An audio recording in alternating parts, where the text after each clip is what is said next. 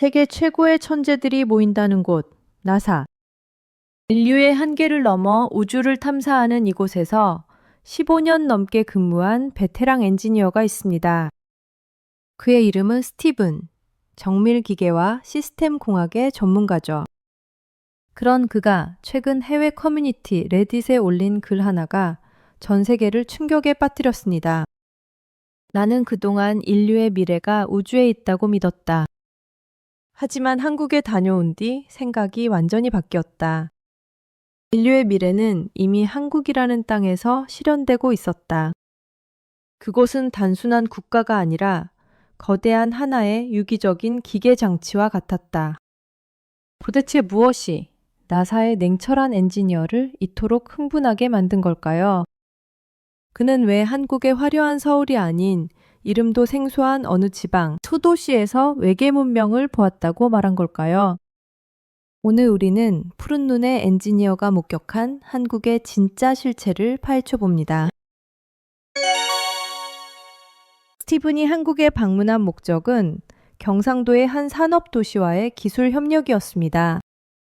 그는 인천공항에 내리자마자 묘한 기분을 느꼈습니다. 미국의 존 F. 케네디 공항이나 로스앤젤레스 공항에서 느끼던 혼란과 노후함이 전혀 없었기 때문이죠. 하지만 진짜 충격은 숙소로 이동하는 고속도로 위에서 시작되었습니다.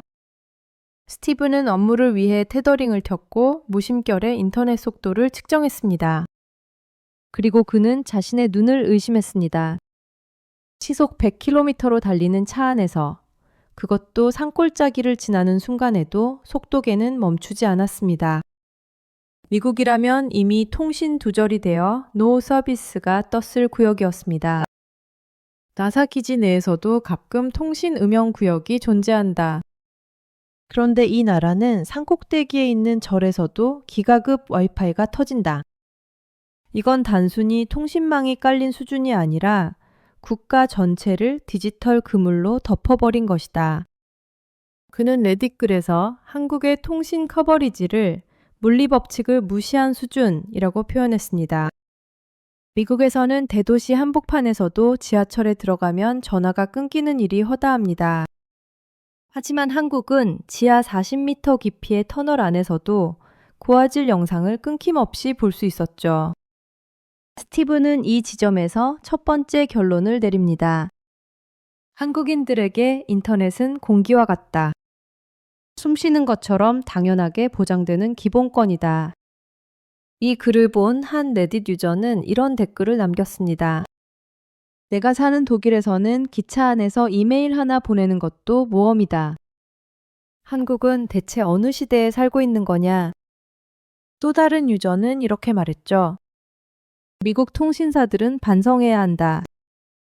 우리는 21세기 기술을 쓰면서 20세기 인프라에 갇혀 있다. 스티븐의 충격은 여기서 끝이 아니었습니다. 그가 머물게 된 지방의 작은 호텔. 그곳은 소박했지만 시스템은 소박하지 않았습니다. 방에 들어가자마자 자동으로 조명이 켜지고 태블릿 하나로 모든 것을 제어하는 모습. 심지어 화장실에 설치된 비데조차 그에게는 생소한 첨단 장비로 보였습니다. 미국인들에게 비데는 사치품이지만 한국인들에게는 필수품인 것 같다. 심지어 공공장소 화장실조차 나사 연구실보다 깨끗하고 스마트하다. 그는 한국의 인프라가 특정 계층을 위한 것이 아니라 모든 국민에게 평등하게 배포되어 있다는 사실에 경의를 표했습니다. 이는 자본주의의 정점이라 불리는 미국에서도 실현하지 못한 공공서비스의 기적이었기 때문입니다. 하지만 이것은 서막에 불과했습니다. 스티븐이 진짜 시스템의 공포를 느낀 사건은 그 다음 날 발생했습니다. 진짜 사건은 스티븐이 가져온 핵심 연구 장비에 문제가 생기면서 발생했습니다. 금요일 밤 10시가 넘은 시각, 나사에서 공수해온 정밀 계측기의 특수 케이블이 단선된 것이죠. 이 케이블이 없으면 다음 날 예정된 모든 기술 협력 일정은 수포로 돌아갈 상황이었습니다. 스티븐은 절망했습니다. 미국이었다면 이건 재앙과도 같은 상황이었기 때문입니다. 미국에서 이런 일이 생겼다면 일단 본사에 리포트를 써서 결제를 받아야 한다. 그 다음 부품 재고를 확인하고 배송 예약까지 최소 일주일은 잡아야 한다. 심지어 주말이 껴있다면 열흘 이상 대기하는 것은 나사에서도 흔한 일이다. 스티브는 한국 측 파트너에게 미안한 표정으로 상황을 설명했습니다. 미안합니다. 장비가 고장났어요. 이번 일정은 취소하거나 연기해야 할 것 같습니다. 하지만 한국인 파트너의 반응은 스티븐의 예상과는 정반대였습니다. 그는 시계를 한번 보더니 아주 담담하게 스마트폰을 꺼내 어디론가 전화를 걸었습니다. 아, 사장님, 늦은 시간에 죄송합니다. 장비 케이블이 나갔는데 혹시 내일 아침까지 가능할까요? 스티븐은 자신의 귀를 의심했습니다. 지금은 밤 11시가 다 되어가는 금요일 밤이었습니다. 그는 파트너에게 물었습니다. 지금 누구한테 전화한 건가요? 설마 이 시간에 수리가 된다고요? 한국인 파트너는 웃으며 대답했습니다. 네, 내일 오전 8시까지 호텔 로비로 오시기로 했습니다. 스티브는 그 말을 믿을 수 없었습니다. 이건 마법이거나 아니면 사기다 라고 생각했죠. 하지만 다음날 아침 6시 50분, 스티븐이 로비로 내려갔을 때 기적이 일어났습니다. 작은 가방을 든 수리기사가 정확히 약속된 시간에 로비 소파에 앉아 있었던 것입니다. 기사는 숙련된 솜씨로 장비를 점검했고 단 30분 만에 완벽하게 수리를 끝냈습니다. 스티븐은 이 광경을 지켜보며 온몸에 소름이 돋았다고 회상했습니다. 이 기사는 나사의 긴급 대응팀보다 빨랐고 부품 조달 능력은 외계인 수준이었다. 심지어 수리비는 미국에서 케이블 하나 사는 가격보다도 저렴했다. 나는 그에게 고맙다는 말도 잊은 채 그가 떠나는 뒷모습을 멍하니 바라만 보았다. 스티븐은 이 에피소드를 레딧에 올리며 한국의 AS 시스템을 이렇게 정의했습니다. 한국은 기다림이라는 단어를 모르는 사람들이 사는 나라다. 그들은 속도를 서비스가 아니라 생존을 위한 본능으로 여기는 것 같다. 이 글에 한 레딧 유저는 이런 댓글을 달았습니다. 내가 사는 영국에서는 세탁기 수리기사를 부르면 2주 뒤에 온다. 그것도 약속 시간을 안 지키는 게 기본이다. 한국의 시스템은 인간의 인내심을 테스트하지 않는다. 그게 너무 부럽다. 또 다른 유저는 이렇게 반응했죠. 한국인은 사실 시간을 조절하는 초능력을 가진 게 아닐까? 밤에 주문하고 아침에 받는 게 물리적으로 가능한가? 스티븐은 이어 한국의 물류 시스템에 대해서도 혀를 내둘렀습니다. 그는 호텔 창밖으로 밤늦게까지 쉼없이 움직이는 택배 차량들을 관찰했습니다. 미국에서 아마존 프라임을 써도 2일은 걸리는 배송이 한국에서는 단 7시간 만에 끝난다.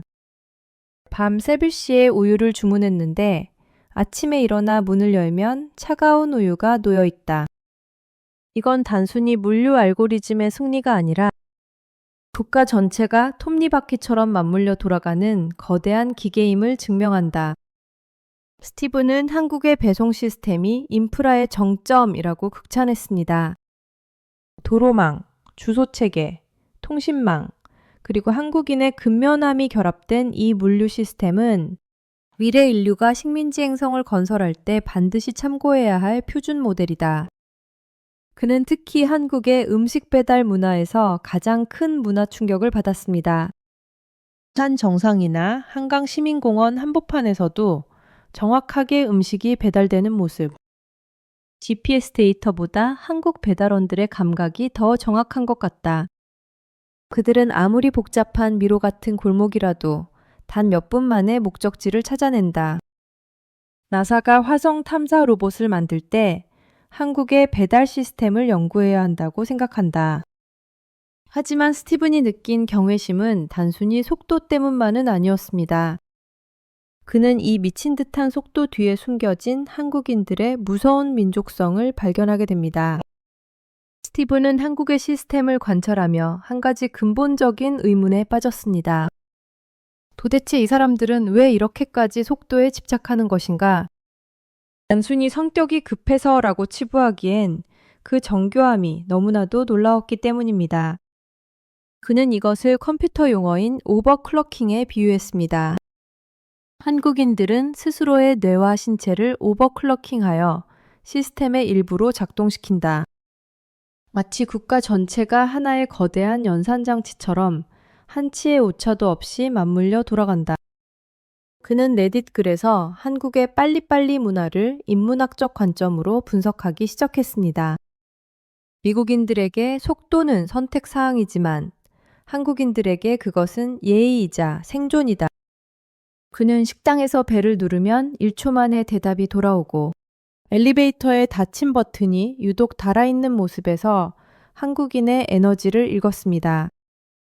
하지만 스티븐을 진짜 소름 돋게 만든 것은 이 속도의 이면에 담긴 역사였습니다. 그는 한국 파트너와 술잔을 기울이며 한국의 근현대사를 듣게 됩니다. 불과 70년 전, 이 땅은 전쟁으로 모든 것이 파괴된 폐허였다는 사실을 알게 되었다. 나사가 달에 인간을 보낼 준비를 할 때 한국인들은 끼니를 걱정하고 있었다. 스티븐은 이 대목에서 전율을 느꼈다고 고백했습니다. 자원도 없고 땅도 좁은 이 나라가 살아남을 방법은 오직 하나였다. 남들보다 10배 빠르게 움직이고 남들보다 10배 더 효율적으로 생각하는 것. 그 압축 성장의 DNA가 현대의 미친 인프라를 만든 근간이었던 것이다. 스티븐은 한국의 지하철 시스템을 예로 들며 설명을 이어갔습니다. 뉴욕의 지하철은 100년이 넘은 역사만큼이나 노후화되어 쥐가 들끓고 악취가 진동합니다. 반면 한국의 지하철은 그에게 이동하는 우주선과 같았습니다.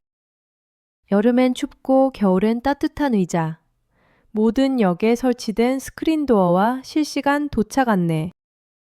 이 모든 것은 단순히 기술의 우위가 아니라 시민에 대한 배려가 시스템화된 결과다. 그는 특히 한국 지하철의 환승 시스템을 보고 기절할 뻔했다고 적었습니다. 카드 한 장으로 버스와 지하철을 넘나들며 요금이 환승되는 구조는 전 세계 교통공학자들이 나사의 궤도 계산만큼이나 정밀하다고 칭찬하는 부분이다. 이 대목에서 한 레딧 유저는 눈물 섞인 댓글을 달았습니다. 뉴욕 지하철은 언제 올지 기도를 해야 한다. 한국인들은 지하철이 1분 늦으면 사과 방송을 한다고? 그건 사과할 일이 아니라 축복받은 거다. 한국은 이미 유토피아에 살고 있다. 스티븐은 한국인의 디지털 적응력에 대해서도 언급했습니다. 90세 할머니가 키오스크로 햄버거를 주문하고 스마트폰으로 손주와 화상통화를 한다. 미국이나 유럽에서 노년층이 디지털에서 소외되는 것과는 전혀 다른 풍경이다. 그는 이것이 한국이 보유한 세계 최고의 교육 수준 덕분이라고 분석했습니다. 한국인은 배움에 미친 민족이다. 새로운 기술이 나오면 전 국민이 그것을 습득하려 달려든다. 이런 집단적인 학습 열망이 한국을 가장 스마트한 국가로 만든 원동력이다.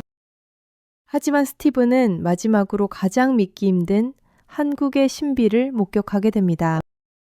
그것은 기술이나 속도보다 더 강력한 한국인들만의 보이지 않는 규칙이었습니다. 스티븐이 한국에서 목격한 마지막 미스터리는 바로 신뢰의 시스템이었습니다. 그는 어느 날 밤 한국 파트너와 함께 동네 작은 카페에 들렀습니다. 카페 안은 사람들로 북적였고 스티븐은 놀라운 광경을 목격합니다. 사람들이 고가의 맥북과 지갑, 아이폰을 테이블 위에 그대로 둔 채 화장실에 가거나 주문을 하러 가는 것이었죠. 스티븐은 본능적으로 주변을 살피며 파트너에게 속삭였습니다. 저기, 저 사람들 미친 거 아닌가요? 저 노트북은 최소 3,000달러는 할 텐데요. 제가 가져가면 어떡하려고 저러죠? 한국은 도둑이 없나요? 한국인 파트너는 그저 빙그레 웃으며 대답했습니다.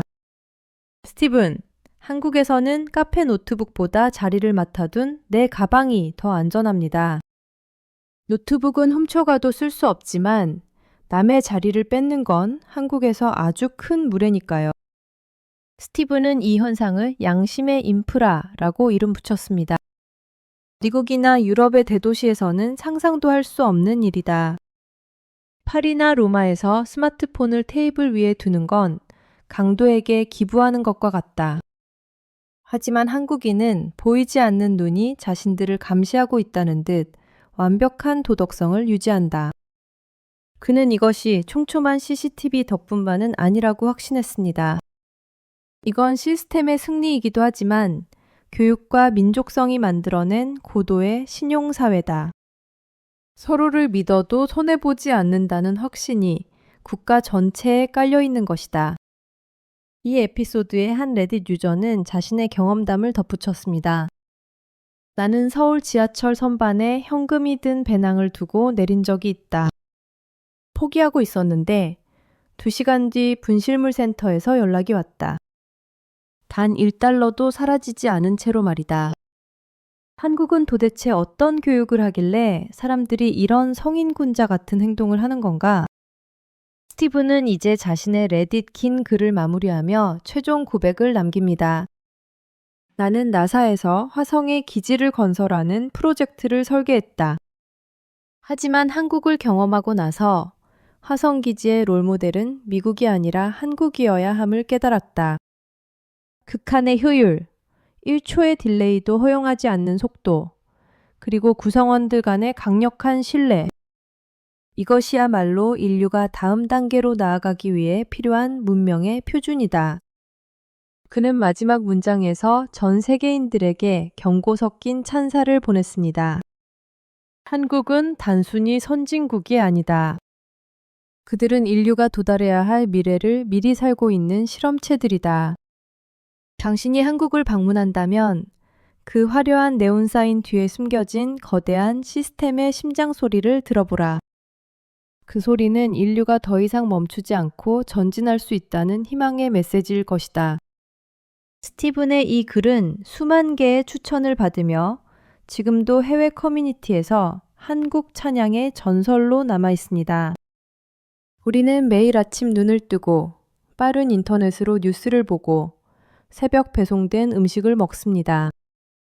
지하철은 정시에 오고 늦은 밤 골목길을 걸어도 안전하다고 느낍니다. 우리에겐 너무나 당연한 이 일상이 세계 최고의 천재들이 모인 나사 엔지니어에게는 기적으로 보였다는 사실. 우리는 우리가 생각하는 것보다 훨씬 더 위대한 나라에 살고 있을지도 모릅니다. 대한민국의 시스템, 그리고 그 시스템을 만든 우리 자신에 대한 자부심을 가져도 좋습니다. 오늘 여러분이 느낀 이 감동이 단순히 국뽕에서 끝나지 않기를 바랍니다. 이 위대한 시스템을 유지하고 더 발전시키는 힘은 바로 우리에게 있으니까요.